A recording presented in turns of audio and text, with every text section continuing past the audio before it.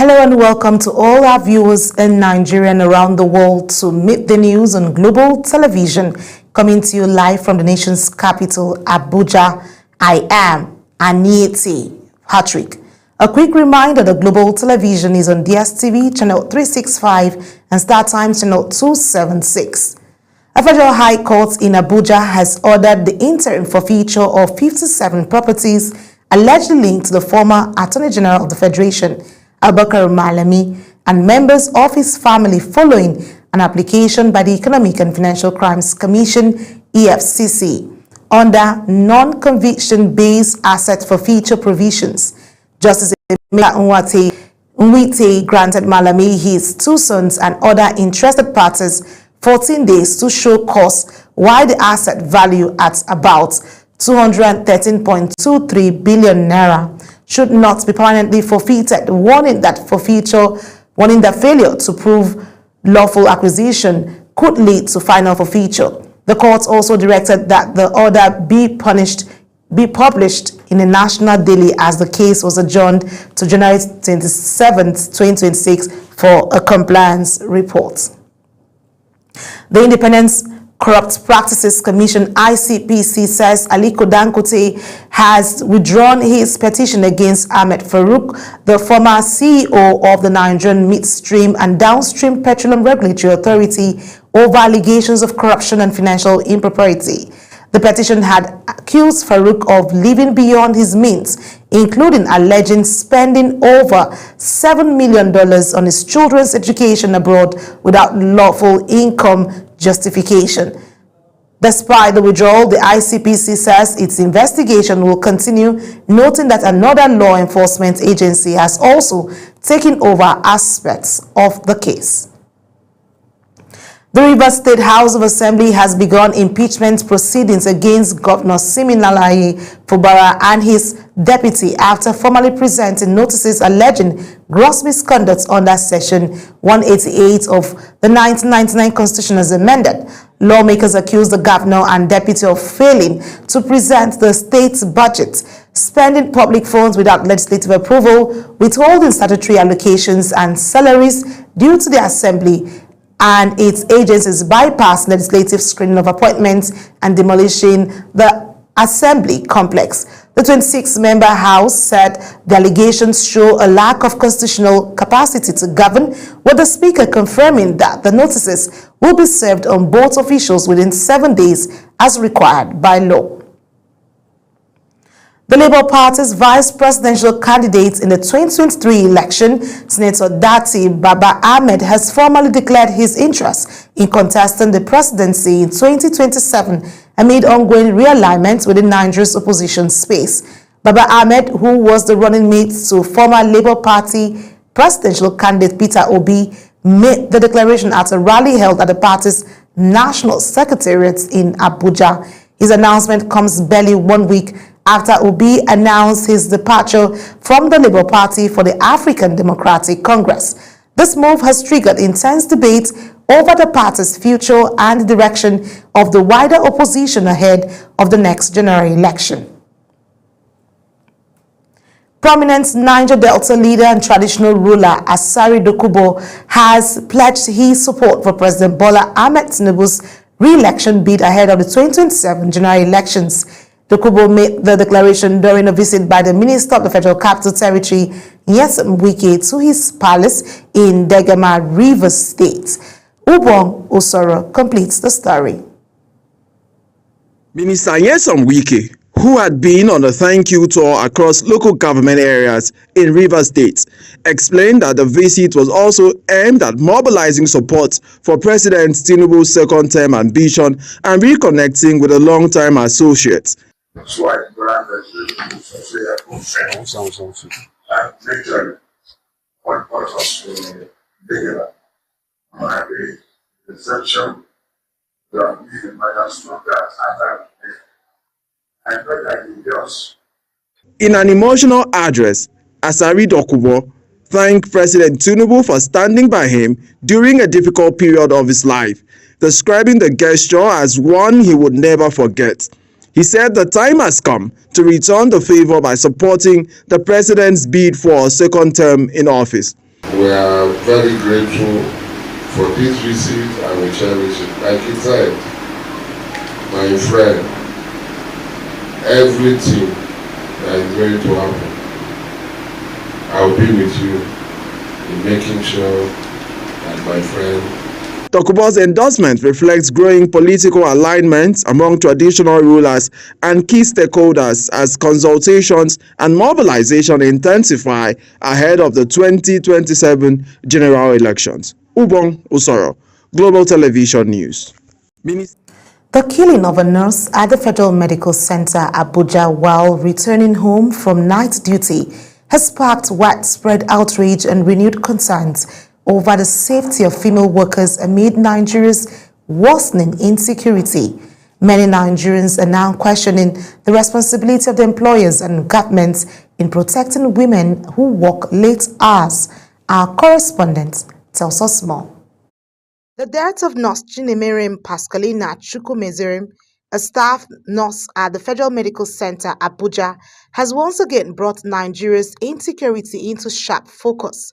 She was reportedly killed on January 3, 2026, while returning home after closing from work late at night, a tragedy that has left colleagues, family members, and the public in shock. Across Abuja and other major cities, it is never a death sentence because they are providing essential services.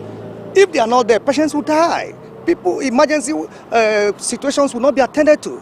So it is not her fault, or it's not anybody's fault for closing from work late, or going to work late, or going to work early hours of the day. But what the government need to do is all the offices, that is the different organizations of government, need to come together and have a plan. Labor experts argued that the tragedy goes beyond a criminal act, raising questions about employer responsibility in a high-risk security environment. They note that under existing labor laws, employers owe workers a duty of care, a responsibility that does not end when the workday closes.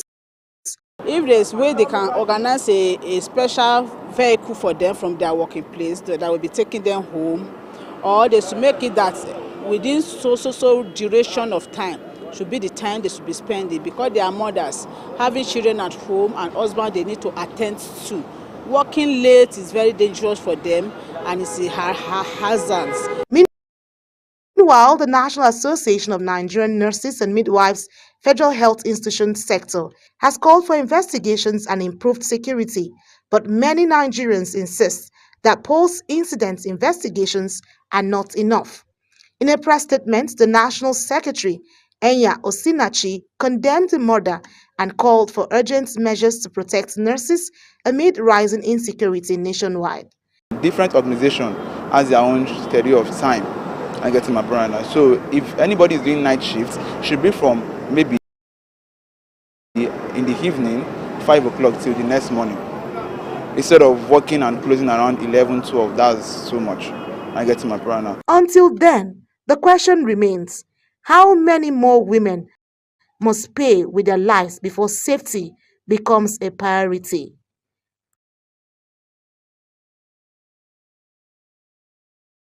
The Nigerian Meteorological Agency has predicted hazy and sunshine from today to Friday across the country. NAMET's weather outlook released in Abuja emphasized sunny and hazy skies over the northern region throughout the forecast period. It anticipated sunny skies over the southern region with patches of clouds over the region and chances of isolated thunderstorms, accompanied with light rains over parts of Bayelsa, Rivers, Akwa Ibom, and Cross River states later in the day. Oyo State Governor Seyi Makinde has condemned the killing of 5 forest guards in a bandit attack on the National Park office in Oloka village, Orire local government area, describing it as a devastating loss. The governor said preliminary investigations indicate a cross-border attack, adding that security agencies have restored calm and intensified deployment in the affected area. Makinde urged residents, especially those in border communities, to remain calm and cooperate with security agencies as efforts to continue to apprehend the perpetrators continues. 4 people, including 2 pregnant women, have died from suspected Lassa fever in Away local government area of Nasarawa State, prompting the closure of the general hospital in the area. Health officials say the outbreak began with a patient who died before treatment, followed by her husband who later developed similar symptoms. Health workers have been isolated as a precaution, while calls have been made for protective equipment and improved disease surveillance capacity. You're watching the live broadcast of Midday News. When Midday News returns, Trump orders U.S. withdrawal from 66 international bodies. Details coming shortly, plus business and sports stories on the other side of this break. Please stay with us.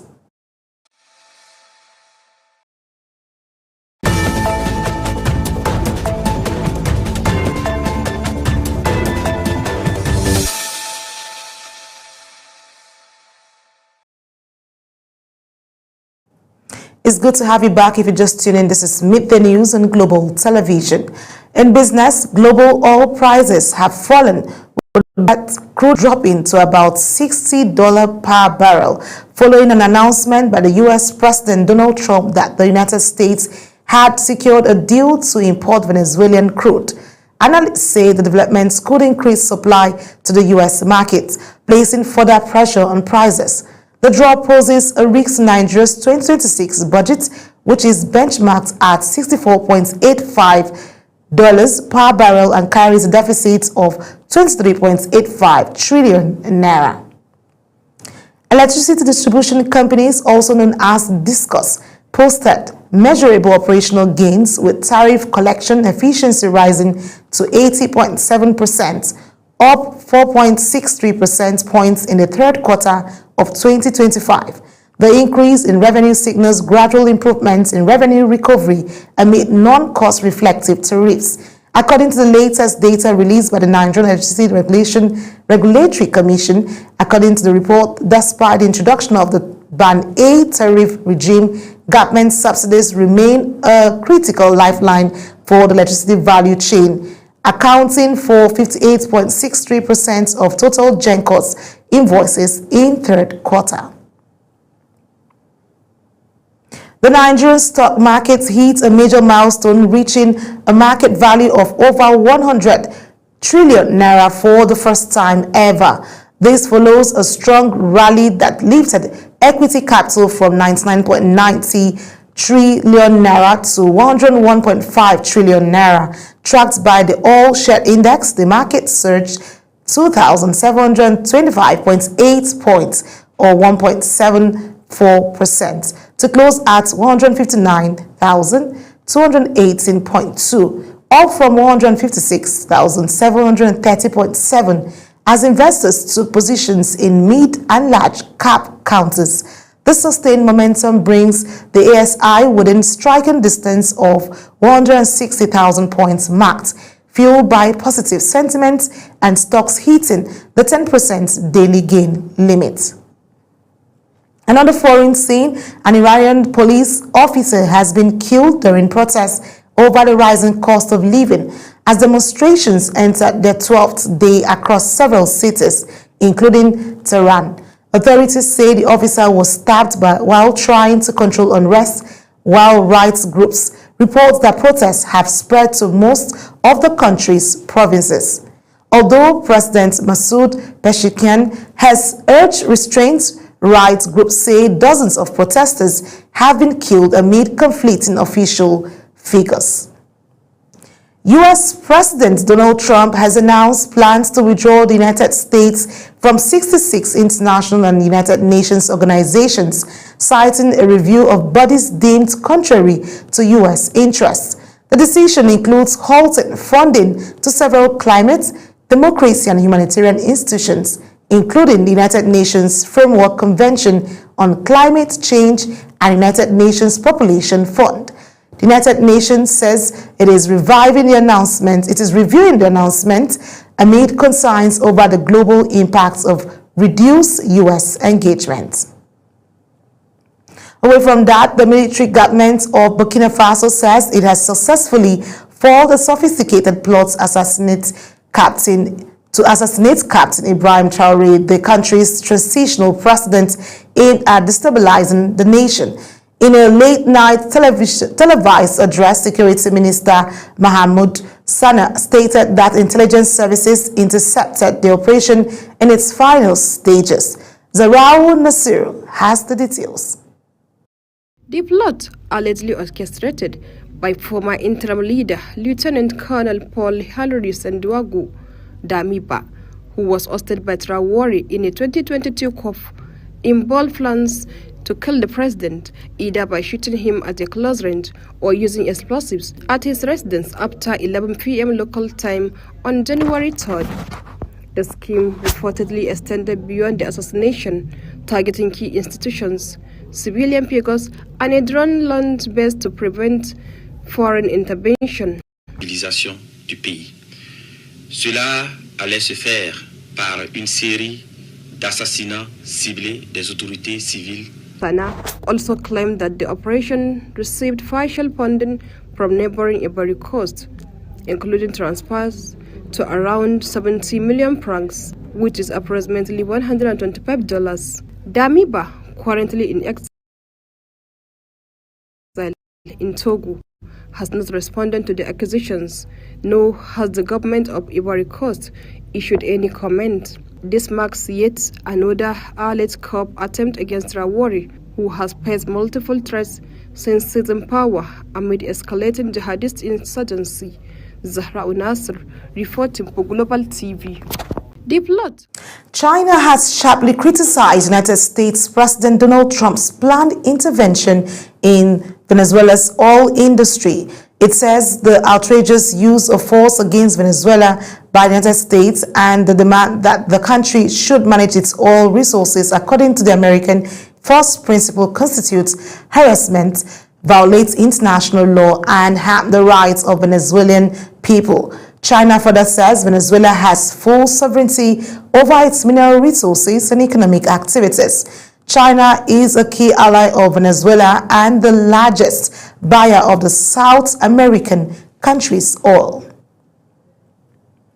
And in sports, Algerian head coach Vladimir Petkovic says his team is preparing for a demanding quarter-final clash against Nigeria at the 2025 Africa Cup of Nations in Morocco. Nigeria enters the tie with the tournament's most prolific attack, while Algeria boasts the strongest defensive record so far. The highly anticipated encounter revives a historic rivalry, with both teams aiming for a semi-final place. Bayelsa Queens and FC Robo Queens continue their unbeaten runs in the 2026 NWFL Premiership. Records wins on match day 5 to remain top of their respective groups. Bayelsa edged Ibom Angels 2-1, while FC Robo Reeds secured a narrow 1-0 victory over Ayumdine Queens to extend their perfect record. Several other matches delivered goals and drama across both groups as the title race gathered momentum. Africa's table tennis stars Kadri Aruna and Hannah Goda will open their 2026 campaigns at the WTT Champions Doha after missing qualification for the 2025 Cup Finals. Aruna faces China's Liang Jinkun in a renewed rivalry, while Goda takes on former world number 1 Zhu Yuling in the opening round. Both players are seeking a strong start to regain momentum and secure vital ranking points. And that's it on Meet the News. A quick reminder that Global Television is on DSTV channel 365 and Star Times channel 276. Kindly follow us across all social media platforms now showing on your screen using @GlobalTVNG. I am Anieti Patrick. Thank you for watching.